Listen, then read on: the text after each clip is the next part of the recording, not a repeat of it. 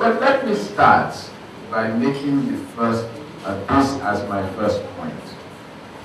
It is not clear that the global challenges are truly over. And therefore, it may be a little preemptive to suggest that we are now in a post-global recession era. For some of us, to get into a post-global recession era, certain changes still have to take place, which haven't taken place. However, our key issues have to do with Nigeria, and let us quickly move to Nigeria. Where three questions I will try to answer. The first is how, if at all, has the global recession affected Nigeria? If we have recovered from that impact. In other words, all of that answers the question, where are we now, or how did we get here? The second question to then answer is, what does the outlook for this economy look like in the medium term? And of course, that provides a basis for then looking at what the opportunities are and what the challenges are likely to be. But as far as the global moderation, which is how we actually refer to it as instead of a recession, Nigeria has escaped rather lightly as far as she's concerned. Whilst quite a number of countries actually saw growth contract, Nigeria grew through the recession. Today, Nigeria remains one of the fastest growing economies in the world. And I repeat that, Nigeria remains one of the fastest growing economies in the world. Now, there are issues with the growth. Don't get me wrong. Because people are likely to say, if we have been growing so strongly, how come we don't feel it? But the growth, in the same period when we have grown, unemployment has risen. Today, we talk of unemployment at about 24%, having risen over the last 4 years from a position around about 17%. So we've seen a very sharp rise in unemployment.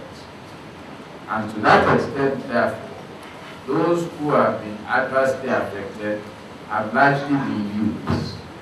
The level of youth unemployment has risen very, very sharply. However, there are a number of parameters by which you assess how an economy has fared. 4 basic parameters we tend to look at. Activity is the first, and that is where issues of growth are concerned. The second has to do with costs. Where are we on inflation and prices? The third has to do with our international trading relations. And finally, how competitive is this economy? Let me make one point very quickly about activity. I already said we have growth. Believe it or not, in the last 5 years, the size of this economy has doubled. Again, let me repeat that for clarity. The size of the Nigerian economy has doubled in the last 5 years. And so, in terms of the numbers, on the growth side, not doing badly. Population has, of course, continued to grow, but the rate at which the economy has grown has meant that on average, and I use that very specifically, on average, the income per head has also doubled for Nigeria. Now, there are issues with income distribution, but we'll come back to that when we take the issues around challenges that the economy faces. I said 4 parameters. The second of these parameters is cost and prices. The last inflation numbers that we saw gave inflation at 7.8%, the lowest in 5 years. In other words, therefore, we are seeing the rate at which prices have increased is slowing down or has slowed down quite considerably. Indeed, anybody who listened to the communique read at the end of the last meeting of the Monetary Policy Committee of the Central Bank of Nigeria should note that the central bank is determined to keep that pressure on inflation. The bank for inflation for next year has been set at somewhere between 6 and 9%. Given that the original target was just single digits, a band of 6 to 9% would represent a further reduction in the level of inflation. I have no doubt about it, distinguished ladies and gentlemen, Mr. Chairman. Nigeria has a fundamental challenge as far as the quality of labor is concerned. In the introduction of Mr. Chairman, the MC had alluded to his tenure as Vice Chancellor of one of our foremost universities and had said he had been Vice Chancellor at a time when universities were universities. Well, the fact that they are on strike and have been for a number of months simply highlights the issues that need to be dealt with. I work in academia, I work at the business school, and let me simply put on the table the fact that we cannot, as an economy, get away from producing high-quality labor if we are going to make any progress. Today, let me go back. Once upon a time, what has become the University of Ibadan, the University College as then it was called, was ranked as the 4th best institution in the Commonwealth. You look at pass rates for GC, it's 39%. And as a very wicked friend of mine always reminds me, that 39% doesn't adjust for malpractice. And so, you cannot therefore be surprised that you see our competitiveness rankings cycling backwards simply because the quality of labor is pretty poor. The quality of healthcare is not what it should be. The quality of our infrastructure leaves a lot to be desired. These are some challenges, but we'll come back to their economic effects in a while. What is driving the growth that we are seeing? Because it's necessary to understand what is driving growth if we are going to prolong that growth. A couple of things.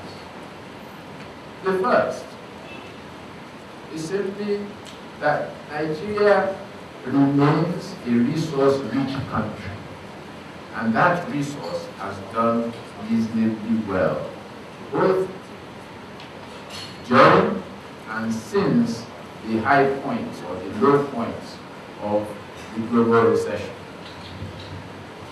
The challenge, however, that being a resource-rich country poses is one that we are beginning to see. As an economist, I've spent most of my working life worrying about oil prices. In the last couple of years, the dimension has changed. I now don't worry immediately about oil prices.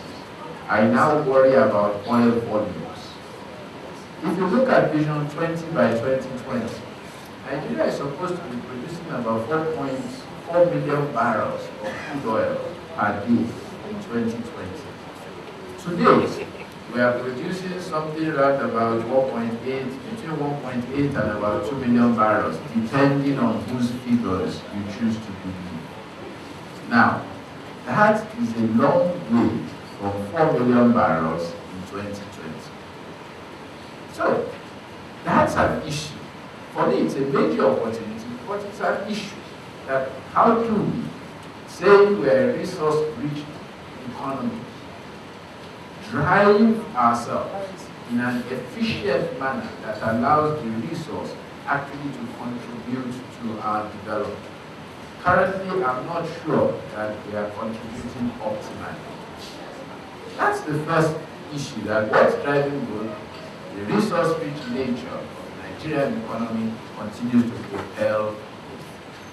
A second issue that has contributed to our growth, no matter what we say about the noise of the political environment, but the fact remains, Nigeria is now a democracy. And that fact of being a democracy is also a contributor to growth and development. I say to people, I travel around the world, and I cannot recall that there is any country where, as elections draw near, the noise of the political environment doesn't increase. And so, I listen to what we see in Nigeria, and I don't worry myself, simply because for as long as whatever we are seeing is not a threat to the democratic system of governance, I don't have an issue. So, democracy has been, and my sense is will or should continue to contribute to the growth in the economy that we have seen.